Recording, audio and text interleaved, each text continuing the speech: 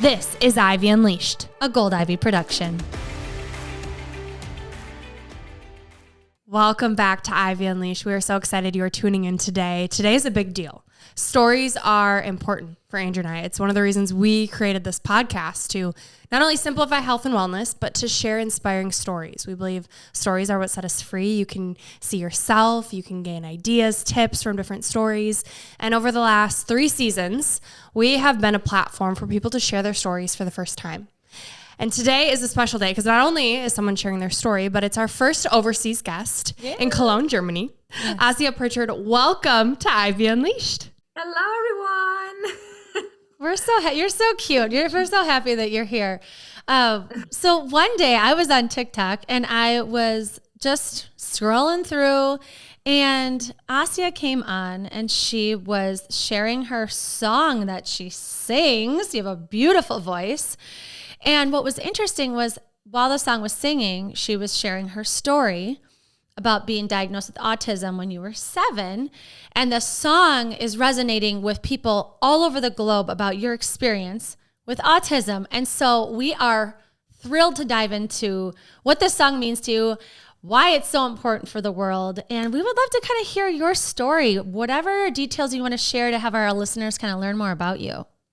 The reason that my parents got me basically tested for whatever was going on was because I wasn't the most patient kid in school. I tended to zone out. I tended to just drift off. And I was super unattentive. My attention was anywhere but at the whatever screen teacher at the front.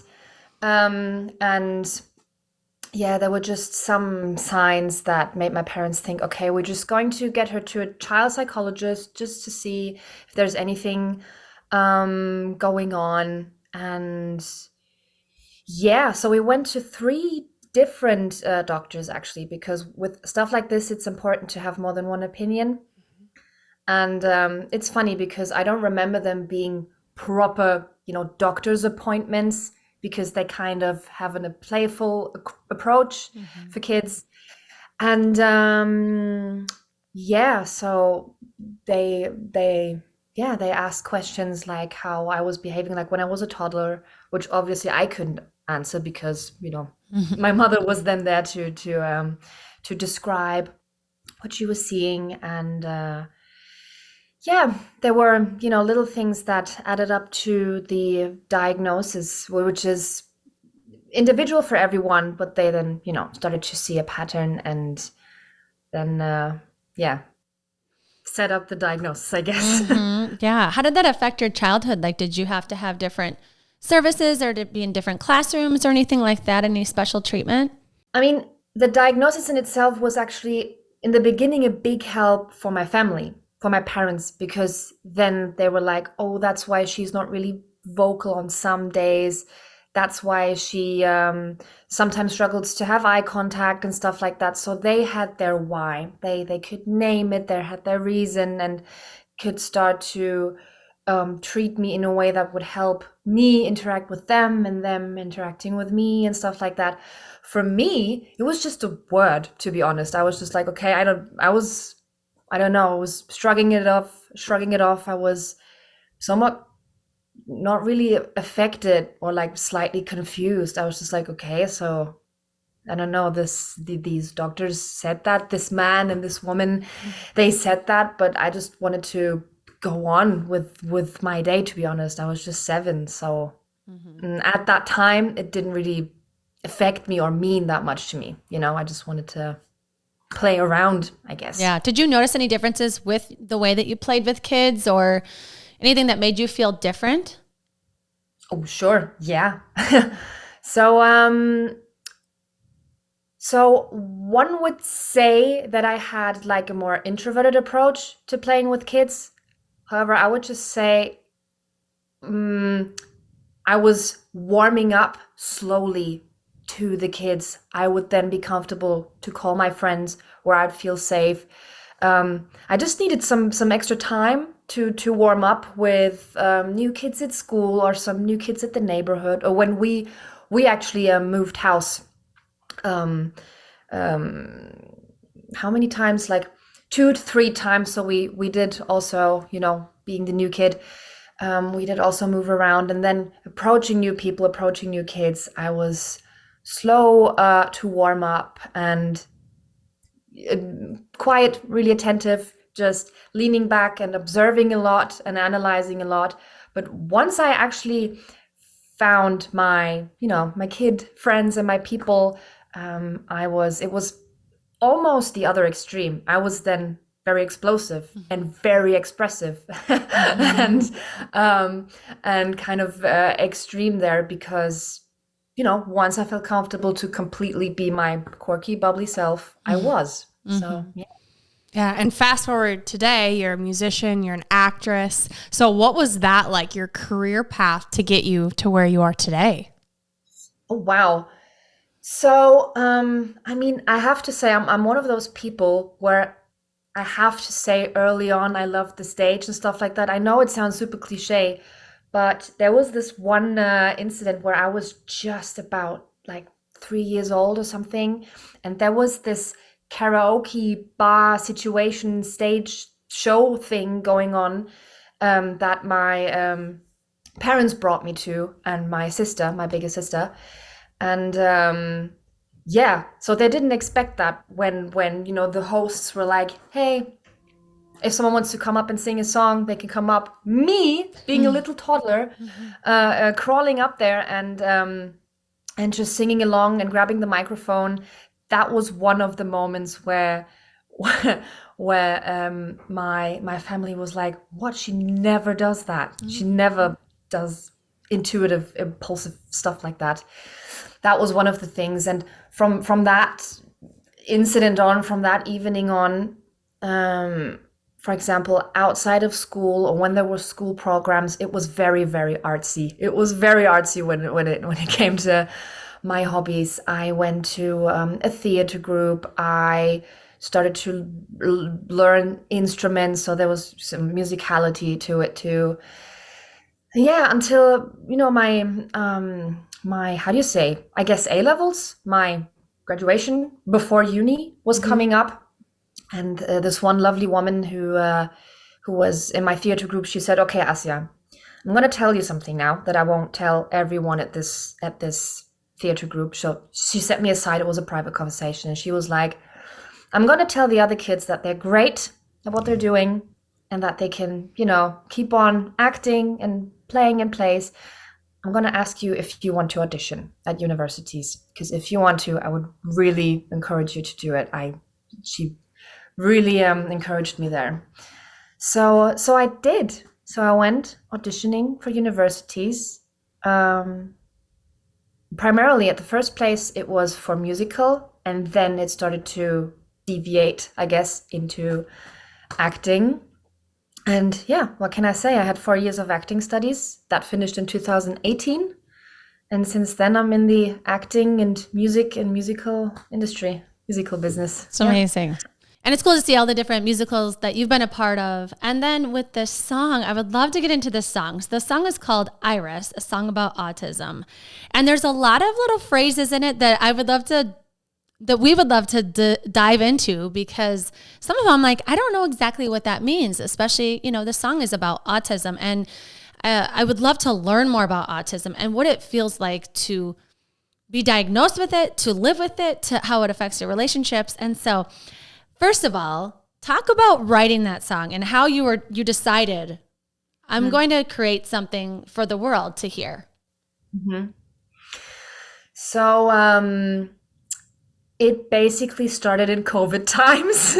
What can I say? Because the first lockdowns for everyone, but also for me, were times where I had to really, we were all introspective, right? We all started to reflect on us and our lives and our personalities and everything, stuff like that. And I was like, right, I have this thing, this diagnosis and this word constantly like hovering above my head and accompanying me throughout my day, but I never really, it was kind of creeping up on me, right? And then when it came to the, I think it was the first lockdown, I really sat down and I was like, okay, I'm going to write down my associations that I have with it, my metaphors that come along with it, and the experiences I've made with it.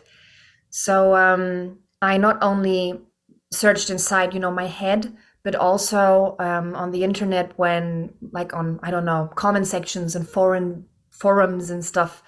I started to just read about other people's stories that are on the spectrum, and I kind of also collected little bits and pieces there. And I have to be honest here, the real like, how do you say, the real catalytic incident, right, that got me into I'm gonna sit down and really create the song was actually a fight I had, a discussion I had with my then boyfriend. And the discussion kind of ended with the sentence like, Asya, sometimes I have the feeling that although you're not actually like this, you sometimes seem like you're so cold, as if your heart's like made out of stone. Like, what's going on? And being super frustrated, it was one of those kind of fights that just kind of didn't really find an end, and we would get a timeout, and I just grabbed my ukulele. So that's why the song starts with, don't you know my heart's not made out of stone, it's made out of clay, right? So my response to all this, plus the fight situation that I still had in my head, the response to this is the start of the song. And it just went on from there. I just needed my beginning, right? I just needed the first lines. And once I found the little tune, it just, it kept on going. Just the flow state was there.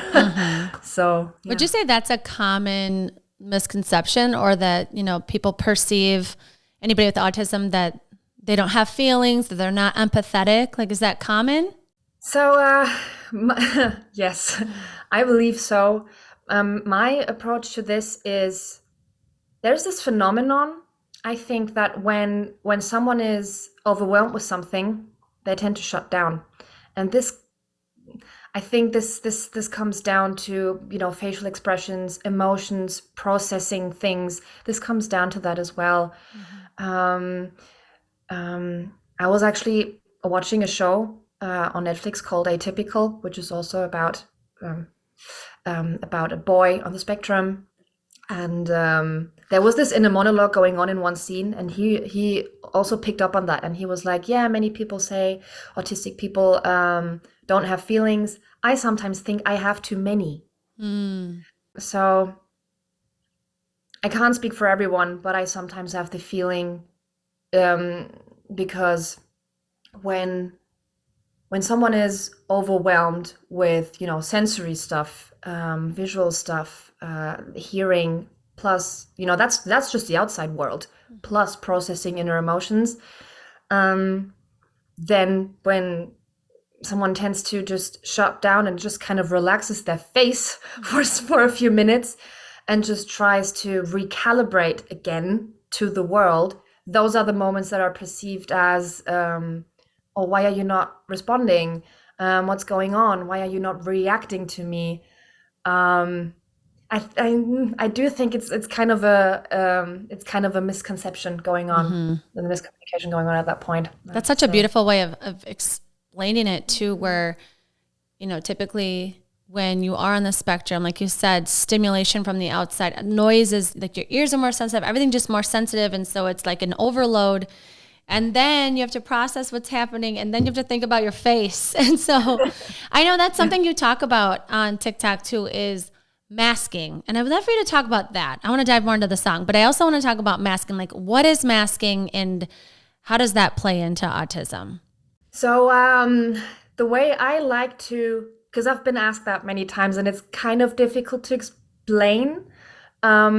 But what I like to sometimes use is the picture of, imagine there are different kinds of people, right? And some are born naturally with the ability to just ride a bike, right? They automatically know what it is, and they just have this intuition of stepping on the bike, knowing how to, kick the pedals and just ride off. Some have to learn that as a skill, riding the bicycle, going like, okay, this is a bicycle. This is how it works. This is how I sit on it. This is how I hold my balance. And this is how I can accelerate. And then I ride my bike.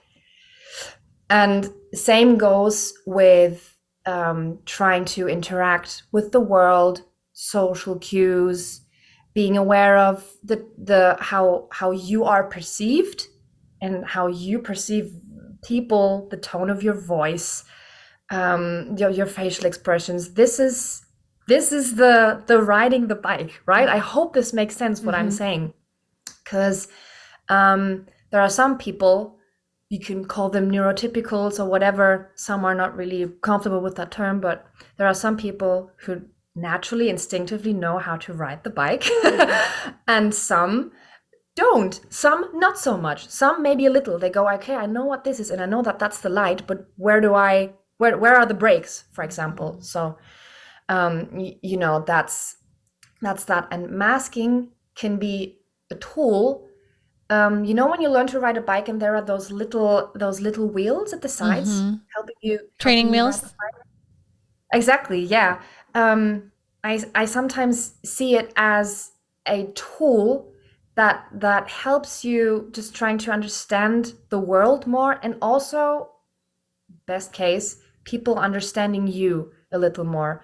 What I don't think masking is faking and lying, basically, and stuff like that, because there were some situations, try to explain to someone, yeah, I have to watch my tone a bit more than you might have to, and I have to watch my face a little more than you have to, and I have to learn how to read in between the lines and kind of put all this into a mask and put it on to go throughout my day, so I can interact with the world in a more, ironically enough, in a more transparent way. But I've had the response of people going, oh, so you're just hiding your true self, so you're just masking so you feel one way, but you don't portray it to the world, so you're basically lying to yourself and to other people. But I don't think that's what masking is. That's a very tricky misconception. I get why you would think that, but it's a little too, it's quick thinking. It's a little too, it's not that easy. Yeah. What for some people would just be second nature, for you is putting a little more effort behind being able to pick up on social cues, read in between the lines, like you're saying. Is that kind of, am I hearing that right, of the more effort piece? So yeah, that was I can't speak for everyone here, because that's a very touchy topic. Everyone, like I said, some completely don't know what the bicycle is, right? And some know bits and pieces, but they sit on it the wrong way, and then it doesn't work, and then they ask themselves, why can't I ride this bicycle? So yes, for me it was, I had to put in a little more effort, and had to analyze a little more, which kind of came in handy, because as an autistic person, you sometimes tend to be more analytical anyways. So I used that to incorporate it into my masking to understand the world a little more. So yeah, it should be seen as just a tool to be able to participate in the world in a good way that is comfortable for both sides. Yeah. I keep thinking about you going to like a big event where you don't know anybody, and it's like a social thing where, the people that know you really well and know your heart and have deeper conversations, like that would be way more comfortable than like, okay, I'm gonna meet a bunch of people and I'm gonna have to like react really fast to new information. What is that like, going to like a big social gathering with people that you hardly know? So those situations, also with small talk and everything, as you notice, I like to, speak in metaphors and pictures. It sometimes feels like, those surprise tests you had in school, like a pop quiz. Right, today we're going to have a surprise test. Imagine, you have the test in front of you, and all the other students start writing, and they just know the answers, and you're just like, how am I supposed to know?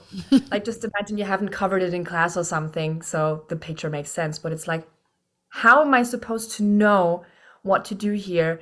And you look to the left, you look to the right, and students just seem to just know the answers.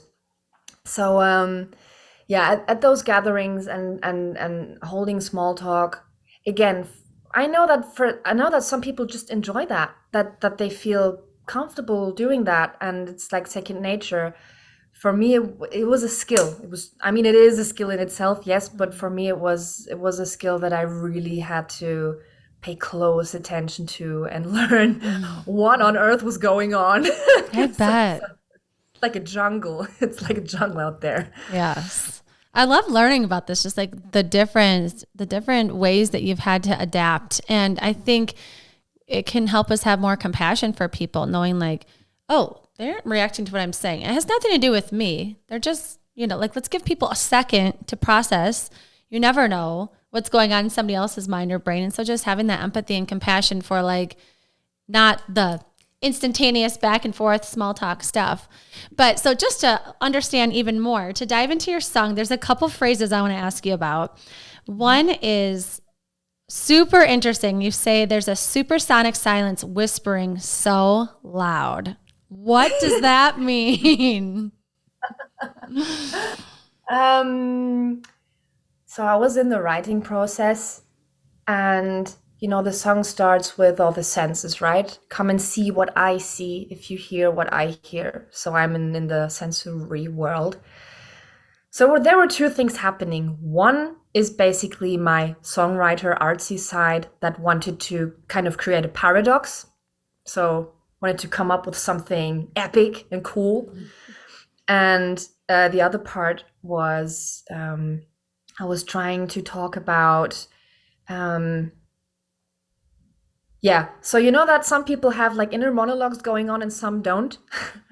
So yes, I was kind of trying to address that in a more artsy way when so many things are going on inside your head that it kind of reaches like a limit, and it reaches like zero, and it's just silence can be loud many times.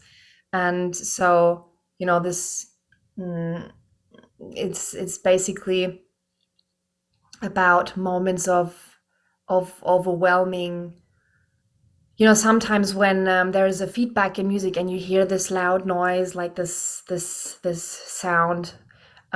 This was the kind of vibe I was trying to pick up. Also, I think at the very, very beginning of the song, there's static noise, right? There was like static noise incorporated into it. At like the halfway point of the song, there are like heartbeats. So it's all very sensory and about the feeling of basically being at 100, but like at 0 at the same time. It's like a sensory blackout, basically. Interesting. Yeah. Maybe that makes sense. Yeah, my question with the lyric is about words. You say words are my second language. Andrew and I love words, and probably for a different reason that you do. So we'd love to hear what that means to you, why you included that in the song. So that's basically about self-expression, right? So that there are many ways to self-express, and kind of the default setting on the world and in the society is just verbally, right? Verbal self-expression. And this is just something I find myself in situations many times where I having mixed emotions about something, or feelings coming up and you can't quite name them yet, you can't quite address them yet. You have this feeling and you don't quite know what it is yet. It's just like developing and it's just forming. I mean, one of the reasons this song probably exists is because another form of self-expression is song, it's music, which sometimes is an easier let out, right? An easier, how do you say? Release. Yeah, easier way to, an easier release, exactly. Words are my second language. Yeah, that's when you say in a land where words are the only thing that keeps it from falling apart. Yeah. What does that mean? When it comes to conflict, right? In anything like politics, relationships, friendships, it's so important to learn how to use your words. And it's so important to learn how to communicate. I mean, of course, right now I'm thinking about people who like mute and sign language and stuff. Of course, I include all of this as well. This is not just for people that are verbal, that are able to be verbal. But yeah, in in this society and everything, when we want to solve conflict, when we want to find solutions, when we want to set boundaries, when we want to address things, we have to use our words. So this is what keeps it together. So when you find yourself as a person struggling with exactly that, because in your basically like in your head and in your heart, you know exactly what you want to express, but you just sometimes don't find the words for it. That's a big clash. That's big, tension. And yeah, I mean, I myself and other people on the autistic spectrum experience exactly that. And the outlet of that tension can have many faces. It looks many ways. Yeah, I would love to talk about that, what that feels like when you've had a tough day, right? You're overstimulated, or you feel really misunderstood, or people look at you weird because like you're not reacting the way that you know that they're thinking you should react. What is that like? What is a tough day like for you, and how do you have that release? Mm-hmm. So I like to call that that's actually, I think, a term for that. It's like a sensory hangover. It's like a nervous system hangover. And those are the days where I come home and afterwards I realize, I kind of overstepped my boundary. Like this could have been a day where it starts with very busy grocery shopping, and lights and people everywhere. And then maybe a spontaneous, unexpected meeting, which can be exciting. It depends on the context, who it is and what for and everything. And I don't know, maybe a stressful phone call or something like that. And then afterwards, it's just like a sensory hangover. And I just realized this is a very specific type of tiredness, right? There is physical tiredness, mental tiredness, whatever. But this is like a very specific kind. And yeah, I mean, the only thing that helps for me, it's really, really, really important for me to know how to calibrate again. And my key word for this is basically like my own breathing and my own as proprioception, which means knowing where everything is in your body and being able to sense that and address that. And yeah, finding little, if it's really dire, it's like, if it's like really heavy, I have little exercises that help me unwind and calm down again and basically arrive in my body again, because, you're all over the place at the end of days like these. Yeah, and I think that's something that everyone can relate to, right? Is that idea of a nervous system hangover. I've never heard it that way, but totally of needing to recalibrate. Something's off. Maybe it's just sleep. A lot of times it is your breath, right? Getting into that breath work, those tools that you recommended, so powerful. I love that. And yes, that's something that everyone can relate to. The song is something that not everyone can relate to, but a lot of people are, right? You're giving a voice to the unheard people on the spectrum. So what has that been like, the impact that your song has had on so many people? So releasing this song, releasing Iris, I was at a point where I was just like, okay, I will just get this song out there, not knowing how people will react. I mean, it sounds nice, right? It has this spacey vibe and it's like a slow, chill song. So maybe that's going to be good. But other than that, I was just like, I have to get this out there. Also, I mean, there was like a little, how do you say? There was a little, I did this also for myself. There was like a little ego approach there to go like, okay, I have processed my experiences with this in a song, and I just get it out. It was like a whole birthing process. It was just like done. I get it out, and I was just like, oh my God, how you know how are the people going to react? And what moved me to tears was the love and the acceptance and understanding, and also like curiosity and openness I received. I received the sweetest messages from all kinds of people. Also, like the age groups were like really, really different, really, really diverse. I had people my age going, I've been thinking about this for a long time, and the things you describe in your song, I was thinking about maybe talking to a professional about this anyway, and kind of not being closed off about this anymore, and not being ignorant towards this anymore. I want to think more about this topic, where I was like, wow, good for them. Oh my God. And also, parents who wrote to me and said, my son or my daughter, my nephew, my cousin, whatever, is on the spectrum.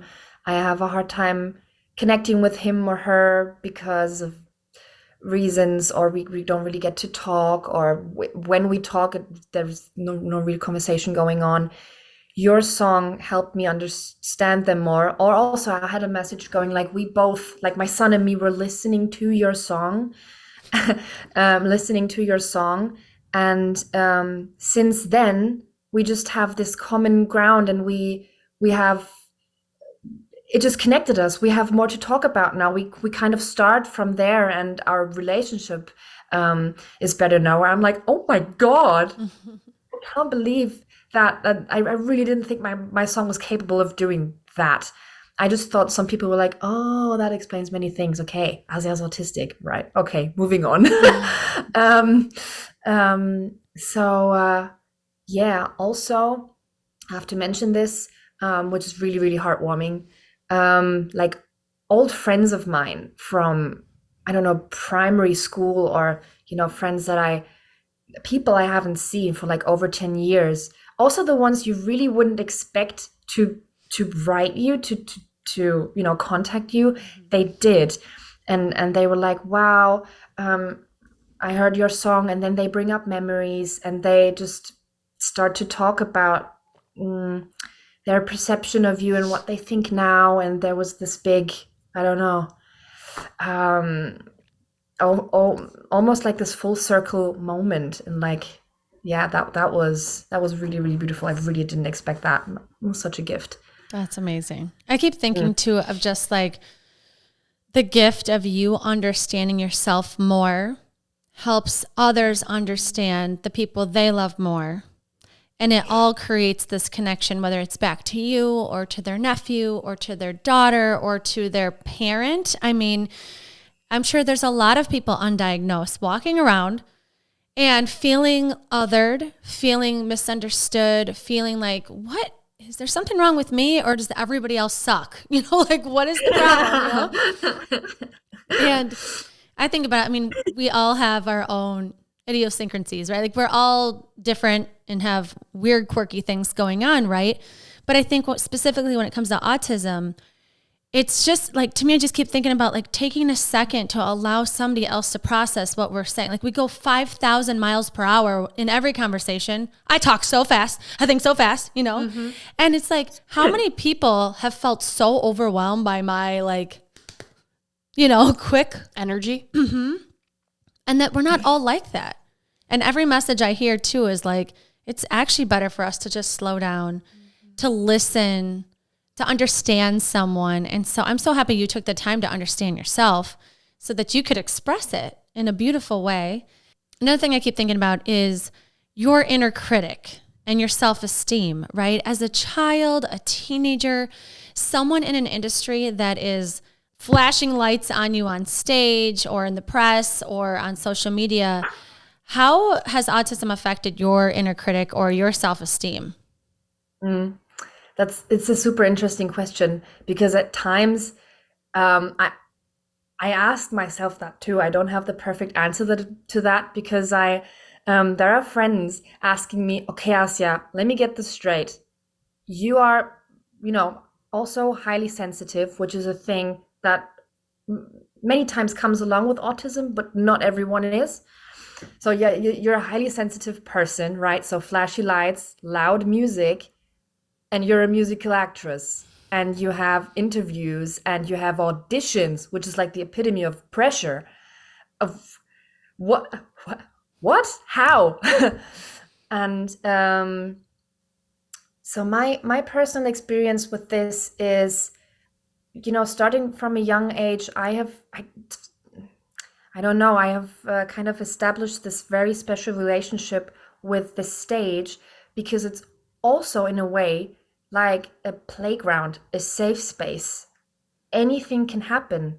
And it's a safe space because beforehand you can try out and rehearse scenarios with your colleagues, and the director is there to overview everything, and you just get to explore within like the other person in the scene, but also with yourself, what that does. And that kind of self-awareness, I really like that. And I guess I also got to be good at that. Like, this is my thing. And yes, also I'm using little whatever acting techniques to come out throughout the day.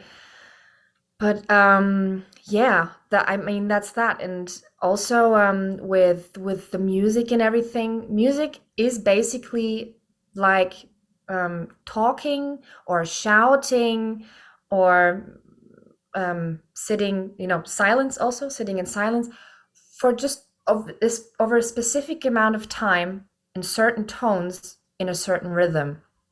That's it. So it's just basically what we're doing right now, with some other rules applied to it, just in a slightly different system. And mostly, which is why I love musicals so much, when there is a scene and they break out into song, for me, they are like entering a parallel world, a parallel universe, where they share what's going on underneath the surface. If the musical is written well, that's what happens. And for me, that's my opinion. So yeah, that's why I love this so much. And yeah, there were times where I was like, how if I sometimes struggle to speak, struggle to read between the lines, struggle to have eye contact, and I don't like flashy lights and loud music, how am I able to thrive in this industry? But I'm funnily enough, this paradox kind of I mean, sometimes it seems like it's a paradox, but one thing kind of fuels the other thing too. Because in my case, I guess basically being an autistic actress, and I mean, I'm not the only one in the world, is once you find your strengths and weaknesses, and I've learned to know mine, you can then have your very specific way to deal with said auditions, or with the flashy lights, or whatever. And those are the moments I'm really, really careful with the sentence, because this can be very triggering to some, but then you can use, when you're on the autistic spectrum, you can use it as a superpower once you carefully know how to. Yeah. Mm-hmm. I think that's the beauty of your self-awareness, right? You are so tapped into who you are, your gifts that you're calling them now. And when that inner critic does get a little loud, or the self-esteem might be a little low, you know when it's happening, because you're so tuned in, and you know what tools you need to use to get you back into that higher self. Am I hearing that right?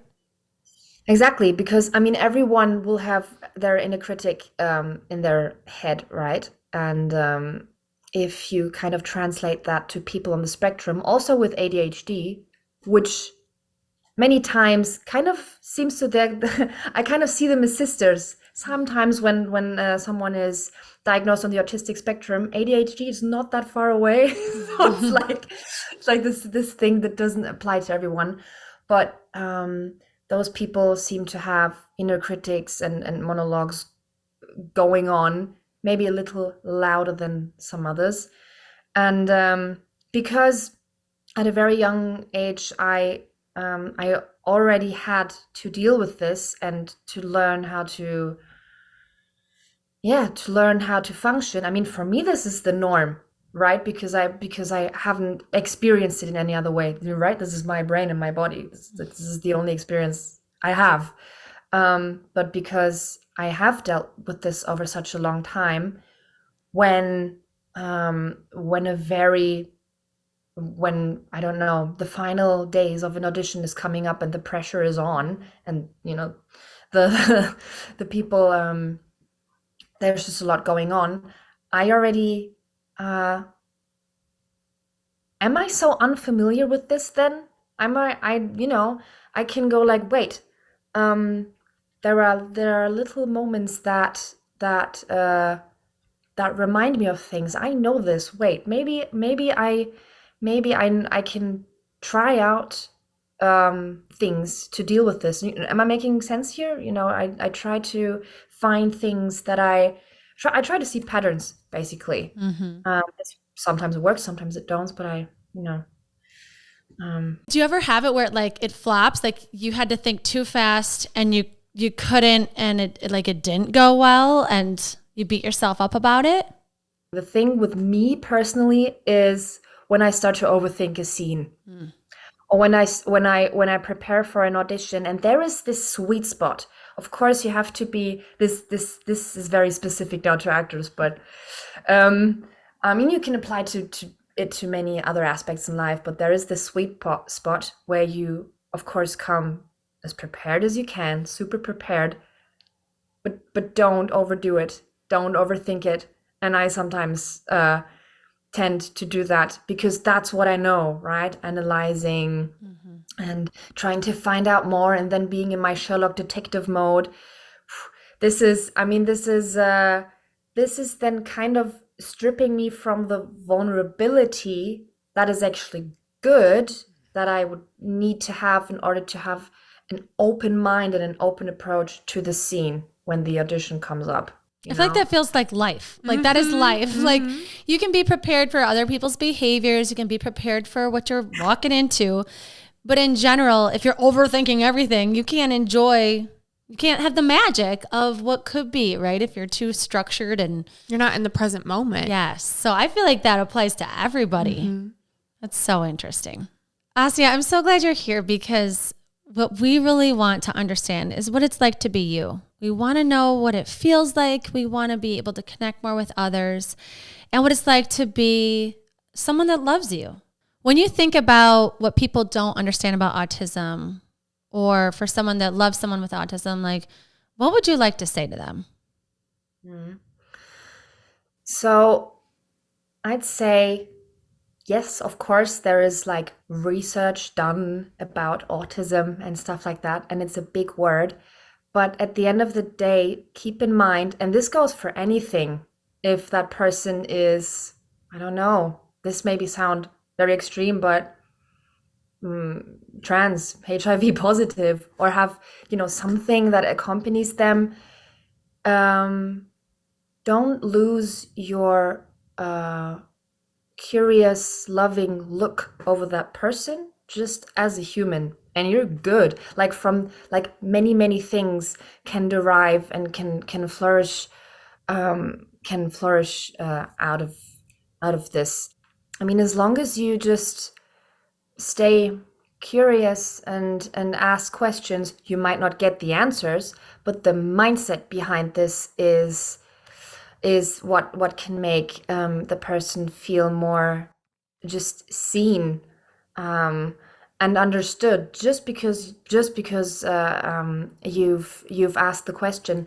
And you've said before that you had this little reflective moment where you were like, oh, I sometimes speak so fast and think so fast, and I can think about slowing down. I would even broaden this and go, there are probably people who are even faster than you and louder than you.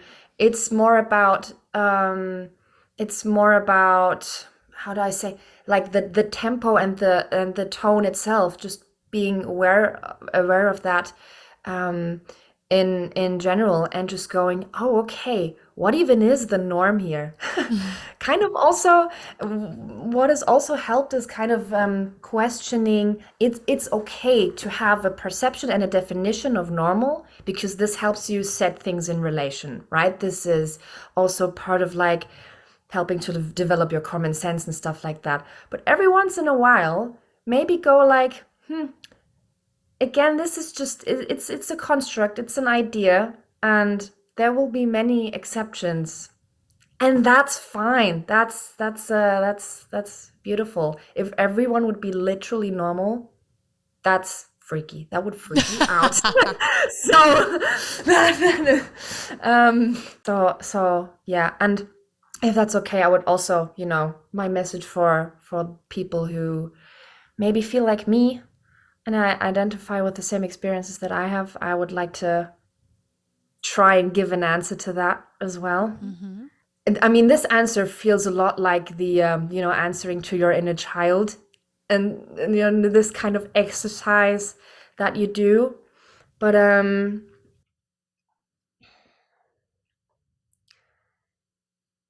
I think at the end of the day, it's super important. I kind of sometimes lost track of giving myself more time to understand myself.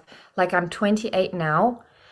And there was this time at around, I think like 17, 18, where I thought that I have to have myself figured out because that is the responsibility as an autistic person that I need to have so I can communicate this to others so they can communicate with me better. So that is the pressure I had on myself. I have to understand myself better. I have to have this all figured out.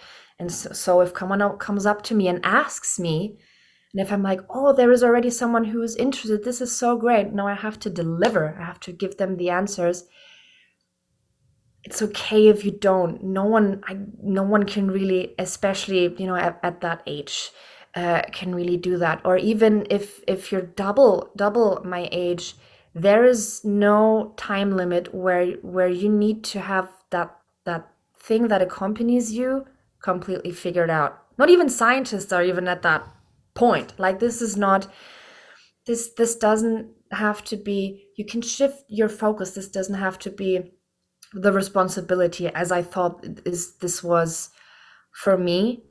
But funnily enough, the more I thought about those things that make me like really individual, right? Like just me, just Asya, and very specific, where I was like, I bet this is my individual experience.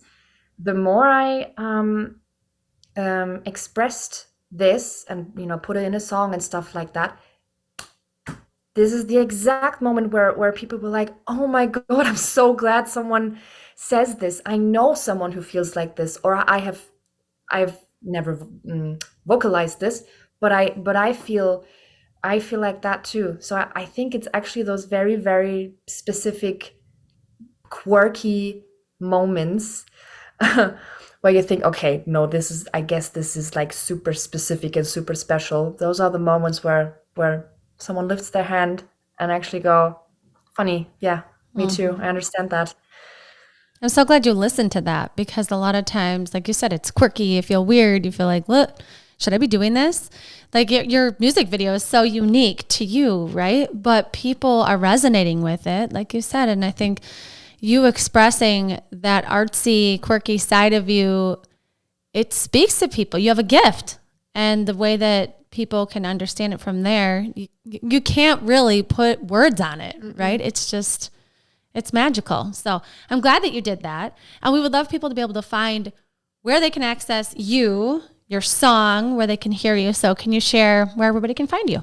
Sure. So, of course, you can find my song on Spotify if you search my name, Asya Pritchard, or Iris, a song about autism. You can buy it on Apple Music if you want to. And yeah, the music video is on YouTube. So there was a whole production team behind that. The music video has it's almost like a full-on little short film story situation going on. So that was really, really fun to make.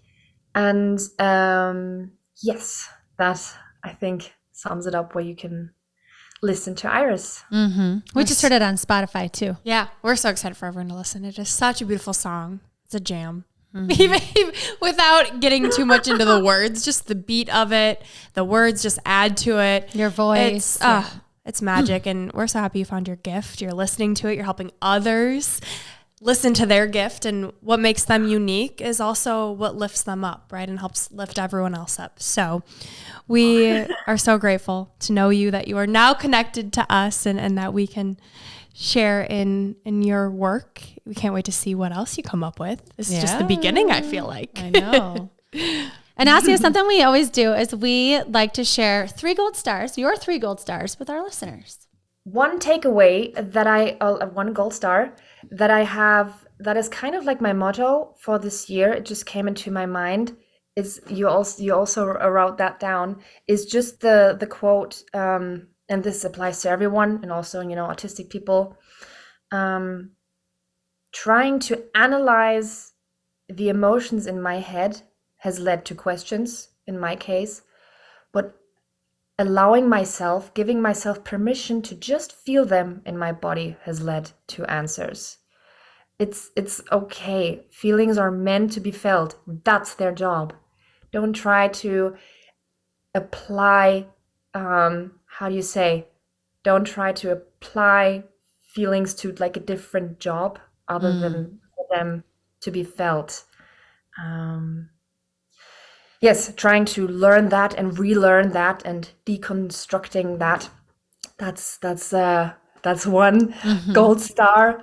The second gold star would be, this might be more difficult to apply when someone is still in school and still in uni.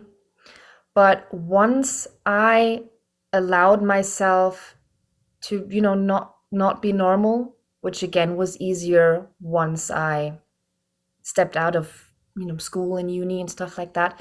And once I actually, and this is possible, that's the beautiful thing, once I actually found my people, okay, in my case, it's just, really artsy actor, musical people.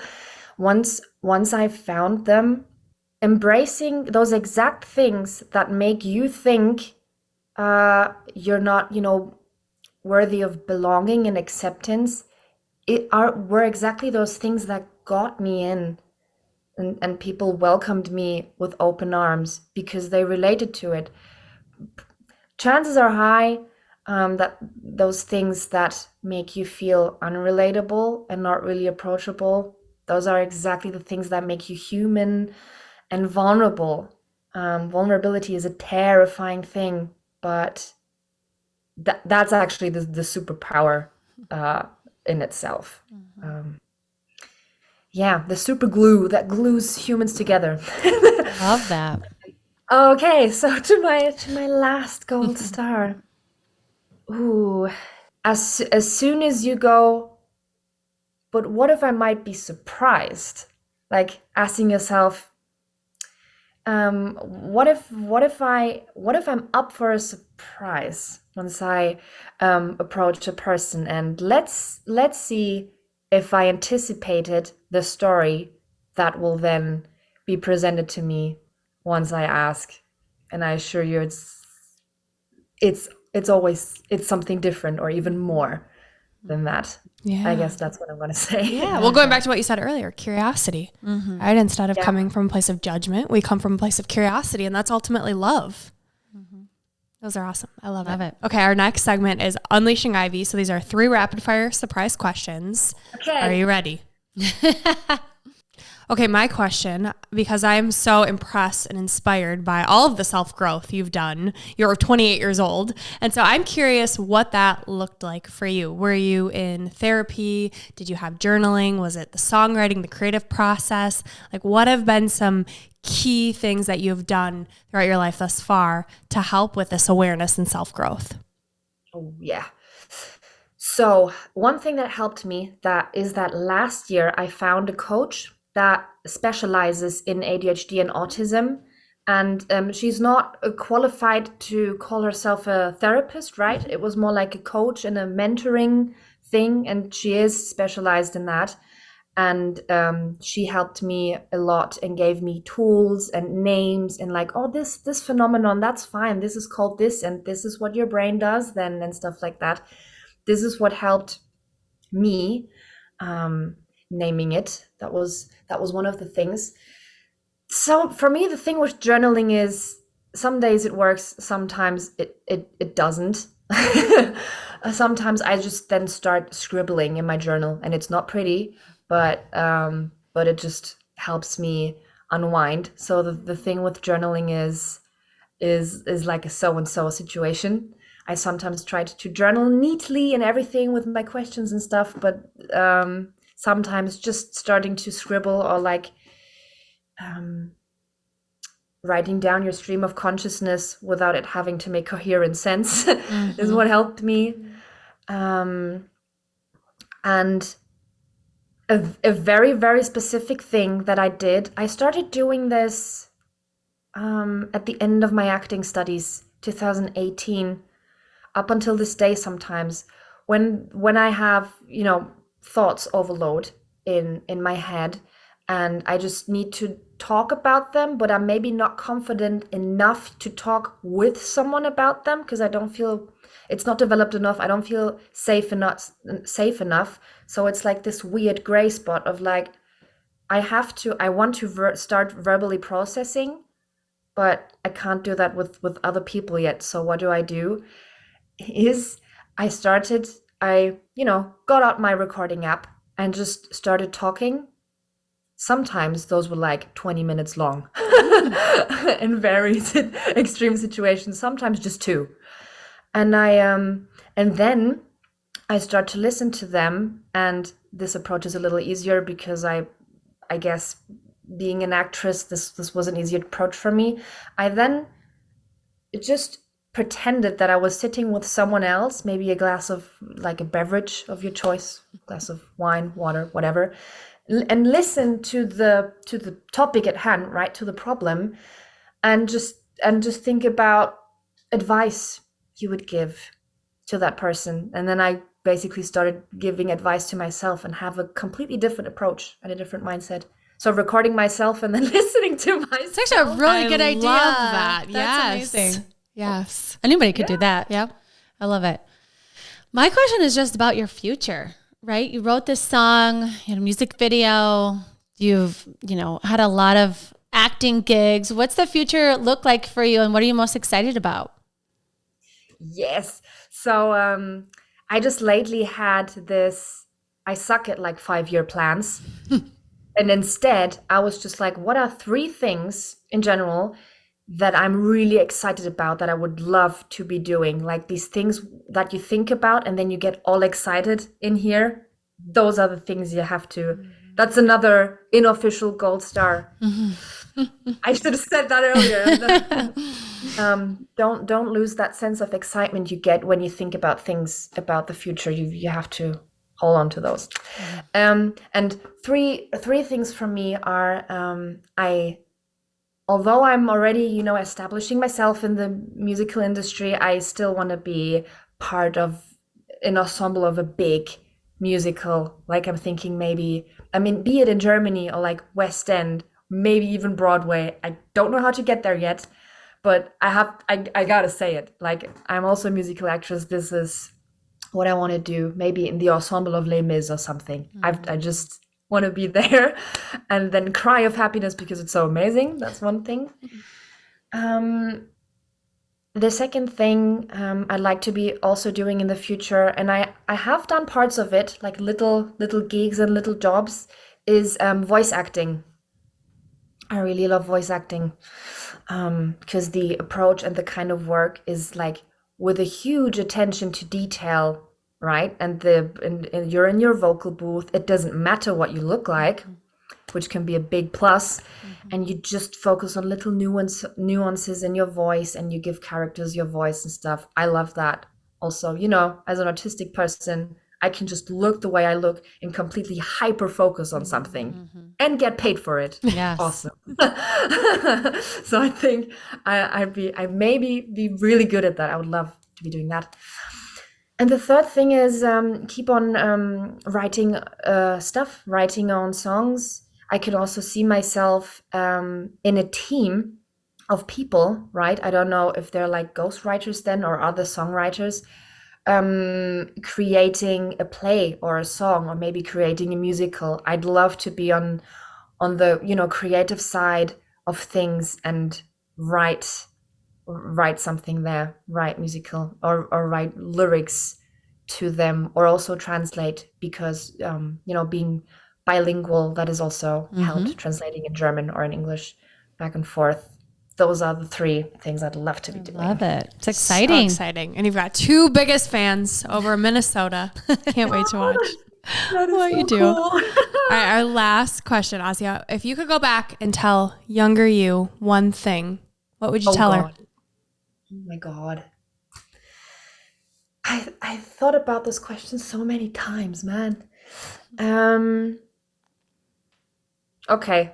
So I'm going to say, look, I won't deny that the road is going to be tough. Like it's going to be crazy at times. It's manageable, but many times so, you know, uncomfortable in many aspects. Like not even the autism thing, many aspects in life. Like it's gonna be such a bumpy ride. But you don't need to think that me talking to you now as a 28-year-old and you being whatever, let's say she's like 7 years old, just after her diagnosis, you don't have to think that I am smarter than you. You don't have to think that I have it more figured out than you.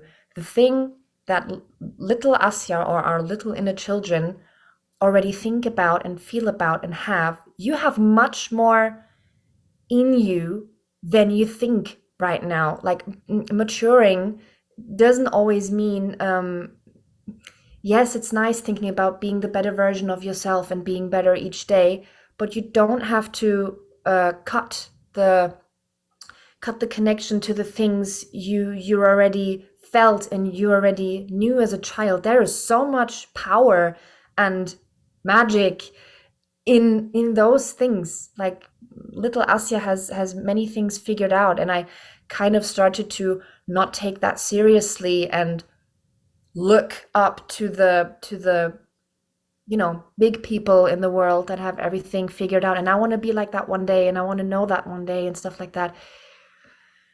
You don't have to think so little about yourself just because you might be little now. Like, you know, I love that. I think that's so beautiful. And yeah, and that's like who we have to take care of, right? Because that's who we think about our whole life as that little kid, how we felt then and what needs weren't met then. And so if we could speak to those little people, which we still can, right? Inner child work. So that was beautiful. Thank you for sharing that. I just wanted to express, thank you so much for having me. Right? Thank you so much for this opportunity and the interview and the exposure, and your listening ear, and that your passion behind this, that you know, you say to yourself, this is what we want to do. We want to give those people a voice. We want to give these people a voice, and those are the topics worth mentioning and listening to. This is just makes me emotional. Oh, it makes us emotional too, because you are so unique, and the way that you've listened to that and exactly what you just said, it makes me emotional thinking about, you know, you're so othered as a kid. What makes you so weird? What makes you feel like left out? What makes you feel like you're not a part of something? Eventually becomes your superpower, but it's that space in between that it's challenging and it's your journey to figure out, right? And that it builds character and all these things, but it doesn't mean that it's not really hard to go through. I can't imagine what you've been through with feeling othered or feeling like you don't belong. And so I'm just so grateful that you're tapping into it and you're creating what you're creating. So thank you. And the last thing we do, Asya, in every episode is share your piece of gold, a quote that speaks to you. So it's Arthur Ashe, start where you are, use what you have, do what you can. This is Gold Ivy signing off. Listen to your truth and go chase your gold.